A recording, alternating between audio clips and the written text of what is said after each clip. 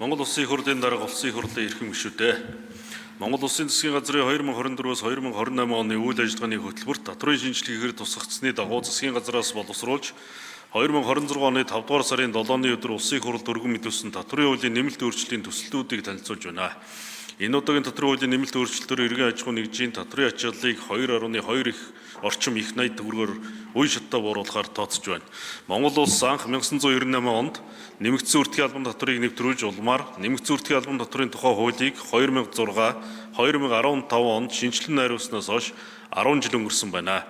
2024 оны байдлаар үйл ажиллагаа явуулж байгаа аж ахуйн нэгжийн 58 орчим хувь нь мөнгөн хөрөнгийн дутагдaltaа 29% нь буюу 30 мянга гаруй аж ахуйн нэгж алдагдaltaа ажилласан жижиг бизнес эрхлэгчдийн төлбөрийн чадвар буурах санхүүгийн дарамтанд орох улмаар бизнесийн тогтвортой байдлаа хадгалахад хүндрэлтэй байгааг харуулж байна.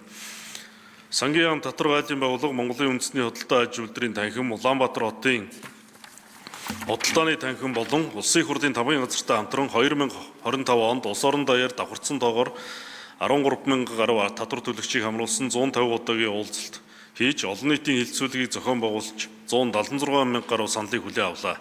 Иргэд аж ахуйн нэгжүүдээс ирүүлсэн нэмэгдсэн үртгийн албан татвартай холбоотой саналуудыг авч үзэхэд нэмэгдсэн үртгийн албан татврын суудхан төлөгчөөр бүртгүүлэх, босох дүнг нэмэгдүүлэх, бизнесийн үйл ажиллагааг дэмжсэн татврын уян хатан зохицуултыг бий болгох, татврын бодлогоор орлогын тэгш ус байдлыг бууруулах зэрэг саналуудыг төлхөө ирүүлсэн байсан. Засгийн газар гадаад орчинд үүсэж буй нөхцөл байдал татвар төлөгчдөө хийсэн уулзалт олон нийтийн хилцүүлгээс гарсан саналыг харгалзан үзсний үндсэнд нэмэгдсэн үртгийн албан татврын тухай хуульд нэмэлт өөрчлөлт оруулах тухай хуулийн төслийг дараах чиглэлээр боловсрууллаа. Үүнд 1. Бичил жижиг бизнес эрхлэгчдэд үйл ажиллагаа өргөжүүлэх боломж олох зорилгоор нэмэгдсэн үртгийн албан татвар суудхан төлөгчөөр бүртгүүлэх босхийг 400 сая төгрөг болгон нэмэгдүүлэх.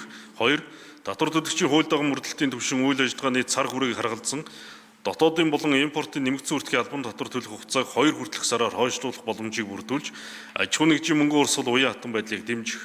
Түүнчлэн хуулийн төсөлтэй хамт шатлсан татврын тогтолцооны зарчимтай уйдуулан импортын суудлын автомашины гайлын тодорхой үнийн дүнгээс нэмэгдэл хуваар тооцож татвар ногдуулах зохицуулт бүхий онцгой албан татврын тухай хуульд нэмэлт өөрчлөлт оруулах тухай хуулийн төслийг боловсрууллаа. Хуулийн төслүүд батлагдсанаар бизнес эрхлэгчдийн мөнгөн хөрөнгө эргэлтийн хөрөнгөний ачааллыг бууруулах, бизнес идэвхжих телеф болцоог хангах, үйл ажиллагаагаа үргэлжлүүлэх боломжийг нэмэгдүүлж, орлогын тэгш ус байдлыг бууруулах зэрэг ач холбогдолтой байна. Монгол Улсын их хурлын дарга улсын их хурлын эрхэм гишүүдээ нэмэгдсэн үртгийн албан татврын тухай хуульд нэмэлт өөрчлөлт оруулах тухай хуулийн төсөл болон түүнтэй хамт боловсруулсан онцгой албан татврын тухай хуульд нэмэлт өөрчлөлт оруулах тухай хуулийн төслийг хэзээ шийдвэрлэж өгөхийг хүсье. Баярлалаа.